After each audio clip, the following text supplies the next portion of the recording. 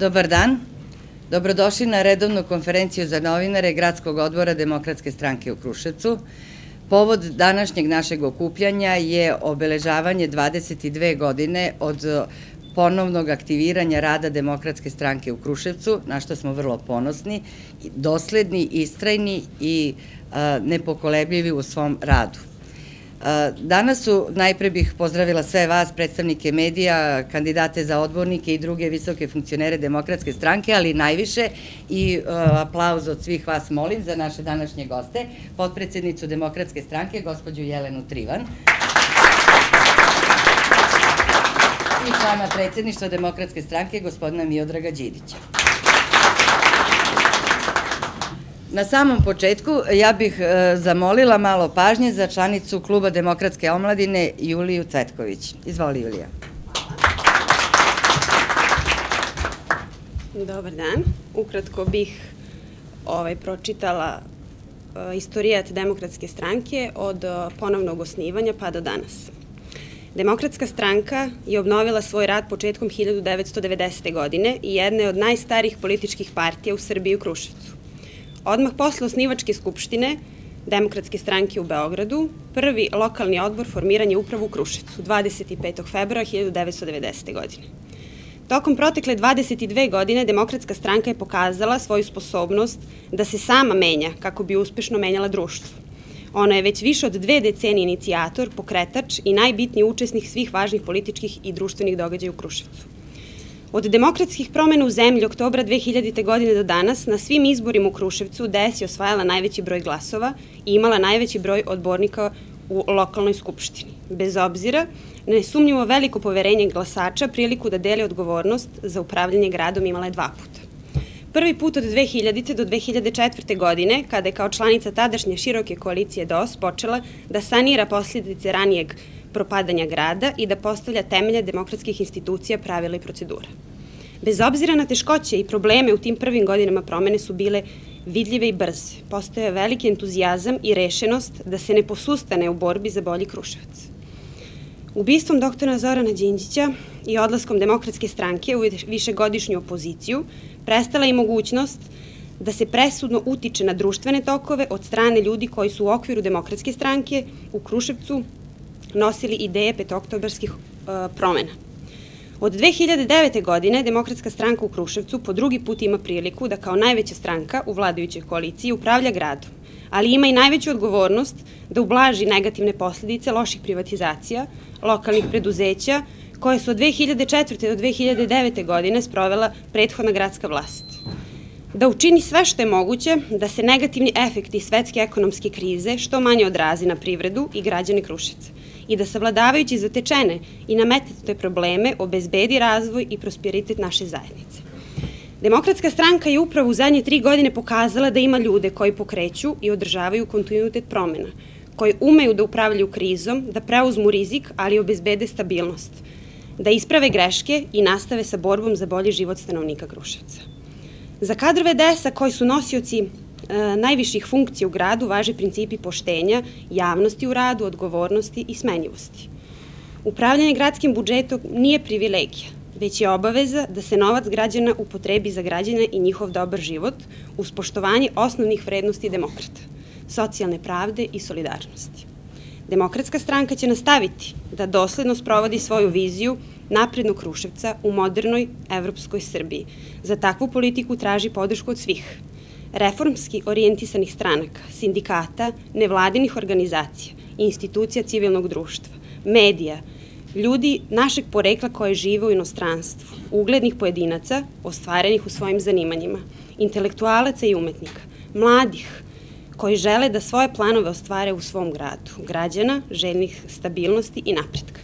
Za sve njih su vrata Demokratske stranke otvorena i svi su pozvani da nam pomognu da zajedno gradimo bolji i lepši Kruševac u modernoj evropskoj Srbiji. Hvala.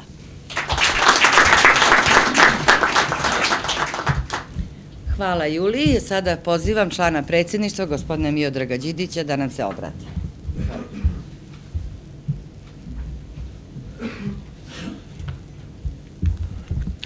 Dobar dan svima. Evo, posle dužeg vremena prisutno sam na jednoj konferenciji za štampu Demokratske stranke, mislim da imam, boga mi, 4 godine, kako vam se nisam obratio, ovako neposredno, ali evo, povodom jubileja 22 godine od osnivanja Gradskog odbora Demokratske stranke, smatram da je uputno da kažem par reči, pogotovo što nas, koji smo članovi Demokratske stranke od 90. godine, nema puno, ali zato ima puno mladih, obrazovnih ljudi, spremnih da menjaju postojeće stanje, spremnih da ulože sav svoj trud da bi Kruševac u narednom periodu bio bolji i na njima je naravno budućnost. Kao i sve u životu, i Demokratska stranka, odnosno Gradski odbor Demokratske stranke, je imao uspone i padove. 22 godine je dosta veliki period i kad pogledamo, možemo da vidimo da, nažalost, Demokratska stranka nije puno učestvovala u vlasti, ja bih pre rekao nije bila odgovorna za ono što se dešavalo u ovom gradu. Od tih 22 godine imali smo jedan ceo mandat od 4 godine, od 2000. do 2004. godine, kako ste čuli, i imali smo mandat od pre 2,5 godine pa do dana današnjeg. Ja bih se osvrnuo na ta dva perioda. Prvo da kažem da čim smo dobili mogućnost da nešto uradimo za ovaj grad još 2000. godine, prvi smo se izborili da uradimo, sećate se, severnu zaobilaznicu. Tada je u tu zaobilaznicu uloženo 200 miliona dinara, što možda ne znači puno, ali kad kažem da je tadašnji budžet grada Kruševca isto toliko iznosio, možete da shvatite onim teškim vremenima kolika je to investicija bila. Bilo je kasnije i drugih investicija, vi to dobro znate, ali ću više reći nešto o sadašnjem trenutku i ovih 2,5 godine od kako Demokratska stranka u ovom gradu zajedno sa svojim koalicijnim partnerima vrši vlast i trudi se da uradi nešto dobro za ovaj grad. Mi smo štampali jedan naš časopis, Demokratska reč, znate i sami da je preizlazio, i tu ćete vidjeti sve šta je urađeno u infrastrukturi, tako da neću ja puno o tome govoriti, ali hoću da kažem nešto drugo što smo uradili posljednjih godinu dana, a što mislim da je jako bitno i jako važno. Dakle, imali smo puno problema sa privredom Kruševca, imamo je naravno i dan danas, i trudili smo se da maksimalno da sačuvamo radno mesto. Kao što znate, nije bilo lako otvarati nova radna mesta. 2008. godine smo obećali to, nažalost nismo mogli da ispunimo, ne zato što mi to nismo mogli, nismo bili sposobni, nismo želeli, nego jednostavno nastupila je svetska ekonomska kriza koja je učinila svoje ne samo u Kruševcu, ne samo u Srbiji, nego u čitavom regionu, naravno i u čitavoj Evropi. Dakle, susreli smo se sa tim velikim problemima i imali smo veliki problem sa fabrikom Trajal, koja zapošljava 2200 radnika i nad kojim je bio otvoren stečaj. Da je završen postupak stečaja, danas biste imali 10.000 ljudi koji ne bi imali od čega da žive. Dakle, 2200 radnika puta 4 doći ćete do ove cifre od 10.000 ljudi, ali velikim požrtvovanjem i zalaganjem uspeli smo da sprečimo odlazak Trajala u stečaj.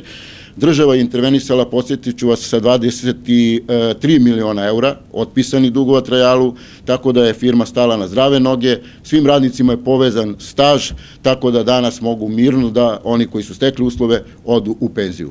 Pored toga učinili smo još jedan korak i mislim da je to ono s čime možemo zaista budemo ponosni, a to je dolazak jedne svetske kompanije, svetski priznate velike kompanije u proizvodnji guma, Cooper Tiresa, koji ovih dana počinje da radi u Kruševcu i koji će zaposliti u prvoj fazi 500 radnika, kasnije i 700 radnika. Sve vi ovo dobro znate, pričano o tome, ali mislim da to treba ponoviti, je to zaista ono sa čime možemo da budemo ponosni, kao što možemo da budemo ponosni izgradnjom infrastrukture, ali mislim da je ovo u ovom momentu mnogo važnije. Dakle, završili smo taj proces što se Trajala tiče. Ja verujem da Trajal, naravno, Cooper imaju dobru budućnost i da će izvoz ovog regiona od danas, pošto ovih dana, kažem, kada će Cooper sa proizvodnjom, biti još veći, a to je ono što nedostaje ne Kruševcu, nego čitavoj Srbiji. Podsjetit ću vas da je Trajal, FAM, Plima, Branko Perišić i Fabrika ulja su privatizovani u periodu od 2004. do 2007. Dakle, u onim trenucima kada Demokratska stranka niti na republičkom, niti na lokalnom nivou nije imala vlast. Znači, te privatizacije su učinjene i urađene bez nas. Zašto ovo potenciram? Zato što imate kampanju koja se vodi protiv Demokratske stranke u ovom gradu i koja traje već par godina, gde se govori Demokratska stranka i žuti su krivi za sve privatizacije, oni su sve privatizovali, oni su krivi za sve što je loše u ovom gradu, što naravno nije tačno, to je apsolutna zamena teza. Podsjetit ću vas, u vreme kad je Demokratska stranka bila, urađene su 2 privatizacije koje su u prvih 10 u Srbiji. Dakle, Henkel i Duropak. Skoro je bilo istraživanje, u 10, kažem, privatizacija, 2 najbolje su iz Kruševca, Henkel i Duropak, gde su učestvovali ljudi iz Demokratske stranke. Ove privatizacije o kojima sam govorio, koje su se pokazale kao jako loše, su urađene apsolutno bez ikakvog uticaja Demokratske stranke u bilo kom smislu. Ali smo zato tu sada da pomognemo, da te firme stavimo na zdrave noge. Dakle, imali smo problem Trajala koji sam objasnio, imali smo problem FAM-a. Znate da je FAM privatizovan, da je bio u okviru Nibens grupe i da u jednom momentu Nibens grupa takođe došla i pod udar zakona, ali je i pokrenut stečajni postupak. Da je FAM ostao u Nibens grupi, danas bi verovatno pričali o bivšoj firmi. Angažovanjem pre svega ljudi iz Demokratske stranke uspeli smo da FAM izvučemo iz Nibens grupe, da raskinemo privatizaciju i da damo šansu firmi da preživi. Svi znate da je FAM jako dobra kompanija i ja sam siguran da ona ima perspektivu i da će biti jedan od motora pokretača privrede u Kruševcu.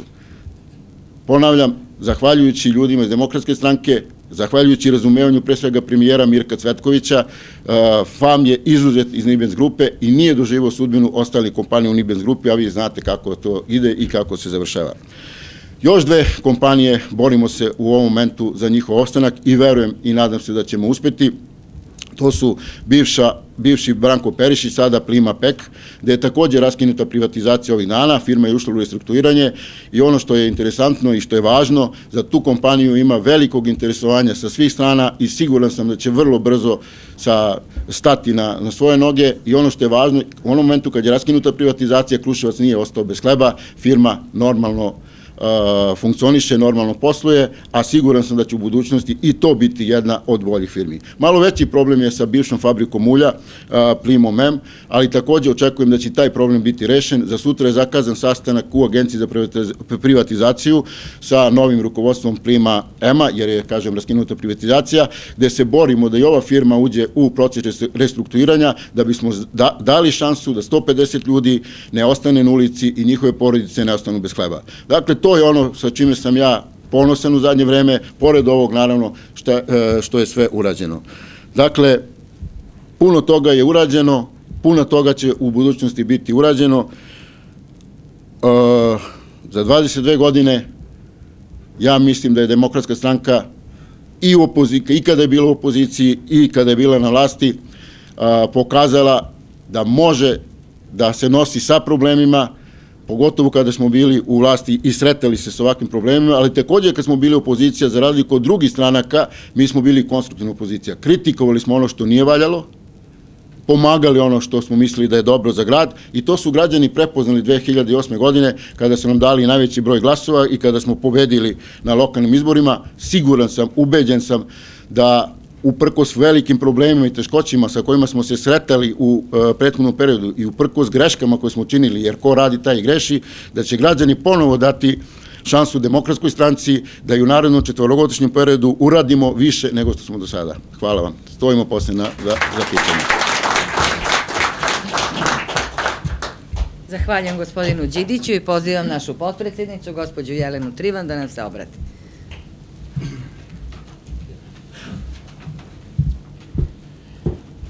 Znate, prava je retkost govoriti u Srbiji o nečemu što ima toliko dugo trajanje i kontinuitet. Ovde se sve uglavnom raspada, naročito kada je reč o političkim strankama, bilo na formalan način, bilo kada je reč o idejama koje su zastupale. Opšti populizam i demagogija vodili su političke stranke u prošlosti 90-ih i u ovoj novoj demokratskoj istoriji da menjaju svoju ćud i svoju politiku iz dana u dan. Jedina stranka koja evo 22 godine traje na istim vrednostima je Demokratska stranka i to sve nas koji u njoj sedimo čini veoma ponosnim. Čini nas veoma ponosnim jer možemo o različitim stvarima govoriti na sledećim izborima, možemo biti kritikovani na različite načine, ali ono što je sasvim sigurno, ne može se postaviti pitanje naših temeljnih vrednosti i nijedan građanin u Srbiji ne postavlja mogućnost i pitanje da bi mi sutra u novoj vlasti mogli da zastupamo ili da radimo nešto za šta oni zapravo nisu glasali. I da u tom smislu reč koja se za nas vezuje sasvim sigurno poverenje i pouzdanost. Mislim da dani koji se nalaze iza nas to najviše dokazuju. Kada u decembru Srbija nije dobila kandidaturu za Evropsku uniju, bili smo optuživani na dva različita načina. Od jednih da smo izdali evropsku ideju, od drugih da smo zbog Kosova izdali obične građane zbog nekoliko njih koji žive na severu Kosova. Bilo je različitih ružnih komentara, a najčešće se sve to svodilo da je politika koju smo vodili Evropa i Kosovo neodrživa. Današnji dan i dani koji su pred nama dokazuju da smo mi pre svega jedna ozbiljna državotvorna stranka sa vizijom, koja zbog jednog koraka, zbog jednog meseca, zbog jednog saveta ministara neće odustati ni od svog suvereniteta, ni od svoje teritorije, ali takođe neće, poput nekih političkih stranaka, nabijati glavu ili zabijati glavu u pesak, verujući da bez Evropske unije i bez snažnih partnera možemo bilo kada i bilo gde da krenemo dalje. Ovo je istorijski trenutak kada je Srbija prvi put preokrenula međunarodnu zajednicu u svoju korist.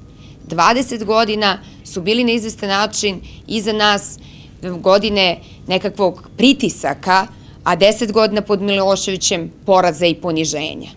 Danas po prvi put vidimo da Evropska unija stoji iza Srbije, potpuno uverena da je ta zemlja na pravom putu, a da Srbija pritom nije morala da učini ni jedan ustupak da bi ostvarila svoje strateške ciljeve. To govori samo o tome da je lako ostvariti ciljeve kada imate hrabrost i kada imate viziju. Kada znate gde ste pošli i kada ste sigurni da ste spremni da platite tu cenu da bi Srbiji bilo bolje. Tu cenu je platio Zoran Đinđić.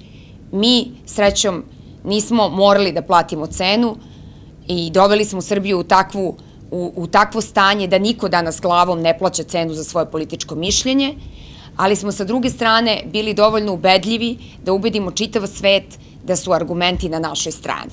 I mislim da je to pobeda svakog građanina Srbije. Mislim da će izbori koji su pred nama zato biti zapravo izbor između vizija. Dakle, ne odlučivanje o trenutnoj ekonomskoj situaciji. Ona je ista i u Srbiji, i u Nemačkoj, i u Americi. I u takvom teškom ekonomskom stanju građanima trebaju ljudi koji imaju viziju, koji znaju gde su krenuli, koji neće menjati svoju politiku iz dana u dan, zavisno od prepreka koje nailaze, a nailaziće, i potrebni su im kredibilni ljudi sa nekakvim rezultatima koji tu viziju mogu da ostvare. Ovo su prvi izbori u istoriji Srbije gde će tema biti rezultati. Mi smo do sada, podsjetit ću vas, o kosmičkim nekakvim vizijama prethodnih vlada komunicirali i raspravljali na izborima, a nikada niko pred građane nije stavio konkretne rezultate. Ironija je da najveći rezultati dolaze u vreme najveće ekonomske krize i da naši protivnici mogu da nas napadaju koliko košta neki most, koliko je brzo završen Koridor 10, ali je činjenica da je to prva vlast koja je to uradila i da smo počeli juče u Skupštini razgovor ili utvrđivanje sporazuma koji će nam omogućiti da u narednim danima i mesecima počnemo i autoput prema Čačku. Dakle, sve ono što su političari lagali ove ljude godinama, što su mu obećavali u svim prethodnim vladama, ovog puta se ostvarilo. I mi smo dali šansu našim političkim oponentima da pričamo o rezultatima. I voljela bih da na sledećim izborima građani po tome i procenjuju šta je ko sposoban da uradi i ima li ko plan za budućnost. Zato što prvi put posle 20 godina u ovoj Srbiji se grade strateški infrastrukturni projekti. Prvi put na našu sramotu i sramotu onih koji su Srbiju vodili, se u Srbiji po prvi put grade novi vrtići, nove škole. A svima su puna usta populacione politike. A liste čekanja od grada do grada dugačke i predugačke. Prvi put se Srbija na izvestan način ravnomerno razvija. I ja mislim da zaista veliko poštovanje gospodin Đidić zaslužuje, jer svakom gradu je potreban jedan takav čovek koji će u republičkoj vlasti voditi računa o svojim komšijama, o svome gradu i pomoći da ni jedan interes u sklopu svih velikih problema njegove sredine ne bude zanemaren i zaboravljen. Prvi put se plaćaju zaostale zarade, socijalna davanja i ostalo radnicima, a godine su prolazile, a Srbija je bila zemlja sa najvećim rastom BDP-a i tada je to neko trpao u svoje džepove umesto da da njima. Tako da bih ja voljela, dakle, da u budućnosti govorimo o stvarnim rezultatima, a ne osjećanjima razočaranosti. koje je nesumnjivo veliko, jer je kriza velika. I nesumnjivo je da mi kao Demokratska stranka treba da preuzmemo odgovornost i za neke loše poteze, i za neke loše izbore, i za neke loše ljude, i da u narednim godinama ponudimo Srbiji strategiju razvoja i najbolje što umamo damo pred građane Srbije i najbolje što imamo, tu pre svega mislim na tim i na ljude, ponudimo za teška vremena najbolje ljude. Hvala vam.